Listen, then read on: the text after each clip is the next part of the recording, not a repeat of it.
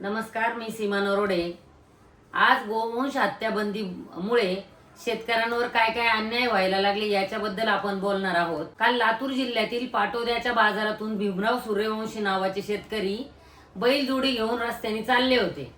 आता पेरणीचा हंगाम आहे, शेतकऱ्याला डिझेल मिळत नाही आणि पेरणीसाठी बैलांची गरज असती म्हणून शेतकऱ्यांनी बाजारात जाऊन बैल खरेदी केले आणि तो रस्त्याने त्याच्या गावाकडे घेऊन चालला होता।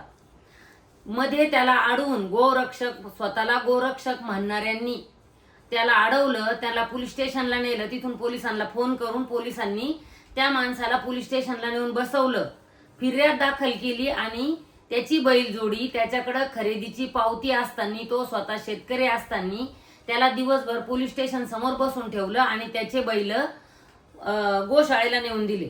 हा अधिकार पोलिसांना आणि ह्या गोरक्षकांना कुणी दिला? ह्या बीजेपी सरकारने दिला। कारण की पहिले फक्त बीजेपीचं सरकार यायच्या आधी गो हत्या बंदी असा कायदा होता, पण बीजेपीचं सरकार आल्यावर त्यांनी गोवंश हत्या बंदीचा कायदा केला। याच्यामुळे काय झालं, शेतकऱ्याला त्याची गाय विकता येत नाही, शेतकऱ्याला त्याचे बैल विकता येत नाही। त्यांनी खरेदी केले किंवा तो जर कुणाच्या पाहुण्याच्या घरी नेऊन घालणार असेल तर त्याला रस्त्यात हे गोरक्षक म्हणणारे अडवतात आणि पोलिसांचं यांचं संगनमत असतं। कायदा काय सांगतो, जर तुम्ही त्याची कत्तल करण्यासाठी नेत असाल आणि तुम्ही त्यांना रंगे हात पकडलं तर तुम्ही त्यांच्यावर कायदेशीर कारवाई करू शकता। आता हे गोरक्षक म्हणणारे काय करतात, पोलिसांना फोन करतात, पोलिसही तिथं येतात आणि त्या माणसाची काही चूक नसताना त्याच्या गायी बैल गोशाळेला देतात। गोशाळेत काय प्रकार चालतात तुम्ही सगळे बघतात। ज्यांना तुम्हाला गायीविषयी प्रेम आहे, कोणी गाय कापत नाही, शेतकरी कधीच गाय कापत नाही, पण एक गाय सांभाळायची म्हणलं तर तिला 600 रुपयाचा चारा खाऊ घालावा लागतो। मग मला सांगा, किती गोरक्षक घरी नेऊन गायी सांभाळू राहिले? आता काल त्या शेतकऱ्याची काय चूक होती? शेतकरी पेरणीच्या हंगामात कधी कधी काय करतो की एखाद्या गावाला जर एखाद्या पाहुण्याकडे बैल असले आणि दुसऱ्याकडे नसले तो त्याची बैल जोडी त्या पाहुण्याला नांगरायला देतो। मग त्याने रस्त्याने जायचं नाही का? आणि पोलिसांनी अशी दमदाटी करू नये। याच्यात पोलिसांचं आणि ह्या लोकांचं संगनमत असतं। हे गोशाळेला त्या गायी देतात, पांजरपोळला देतात आणि त्याच कत्तलखान्याला जातात। बरेच पुरावे असे आहेत की कत्तलखान्याला जाणारे गायी ह्या गोशाळेतून जातात, शेतकरी देत नाही।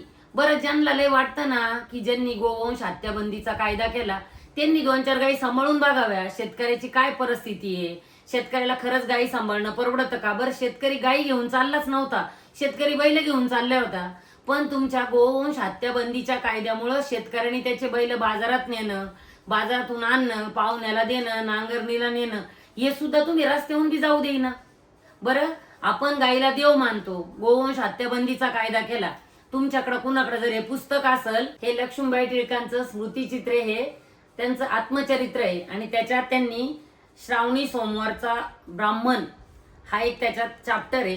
त्याच्यात तुम्ही 66 पान नंबरवर जाल तर तुम्हाला नारायण वामन टिळक या माणसाने पहिल्यांदा गायीचं चित्र काढलं आणि त्या चित्रात त्यांनी गायीच्या शिंगात देवांचं चित्र काढलं, शेपटीत काढलं आणि खाली संस्कृत श्लोक लिहिले आणि तेव्हा ते चित्र त्यांनी छापून घेतलं, त्याचे कॅलेंडर प्रसारित केले आणि तेव्हापासून आपण गायीच्या पोटात 33 कोटी देव असं मानायला लागलो। आणि त्याचा परिणाम काय झाला की आम्ही समजायला लागलो की गायीच्या पोटात 33 कोटी देव आहे, मग गाय कापायची नाही। हा, गाय कापू नका, पण गाय ही उपयुक्त पशु आहे। ती जोपर्यंत खुट्याला आहे, ती जोपर्यंत दूध देती, शेतकऱ्याला ठरवू द्या की तिला विकायचं, ठेवायचं, सांभाळायचं, तिला दुभती गाय सांभाळायची का खाटी गाय सांभाळायची हे शेतकऱ्याला ठरवू द्या, सरकारने ठरवू नका।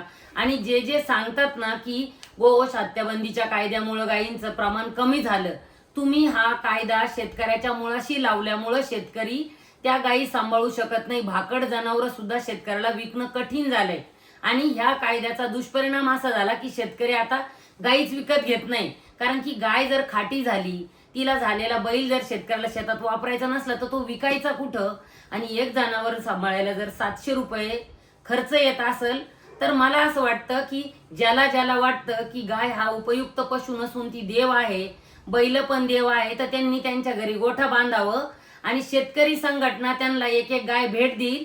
पुढच्या वर्षी तिचं वजन करून आम्ही तुमच्या गायीच्या भेटीला येऊ। आज शेतकऱ्याची काय परिस्थिती आहे, शेतीमाल पिकवला तर शेतीमालाला भाव नाही, नापिकीमुळे शेतीमाल कमी येतो, दुष्काळी परिस्थिती आहे, पुराची परिस्थिती, त्याला त्याचे लेकरं बाळ सांभाळणं अतिशय कठीण झालेलं आहे. अशा परिस्थितीत त्यांनी त्यांचे लेकरं बाळ सांभाळायचे की भाकड जनावरं सांभाळायचे. बरं, ज्याला ज्याला वाटतं ना की गायी देव आहे, तर त्यांनी मी तुम्हाला असे इतके शेतकरी दाखवल की ते त्या गायीचा चाऱ्याचा खर्च करू शकत नाही. त्यांनी खुशाल यावं, आमच्या गायीची, बैलाची आणि भाकड जनावरांची किंमत द्यावी आणि खुशाल ते विकत घेऊन जावे. पण तुम्ही हा कायद्याच्या नावाखाली रस्त्याने जाणाऱ्या शेतकऱ्यांना थांबवणार, गायी तुम्ही कापायला घेऊन चालले म्हणून तुम्ही गोरक्षणाच्या नावाखाली ही शेतकऱ्याची लूट करणार आणि ते जनावर घेऊन तुम्ही कत्तलखान्याला देणार. हे संपलं पाहिजे. जर तुम्हाला वाटत असेल गाई देव आहे, मान्य आहे देव आहे, बैला देव आहे, मान्य आहे बैला देव आहे, तर तुम्ही हे भाकड जनावर विकत घ्या आणि त्याची किंमत शेतकऱ्याला द्या. पण शेतकऱ्याला त्रास देऊ नका. जर शेतकऱ्याला ह्या गोवंश हत्याबंदीमुळे त्रास व्हायला लागला तर शेतकरी संघटना शांत बसणार नाही.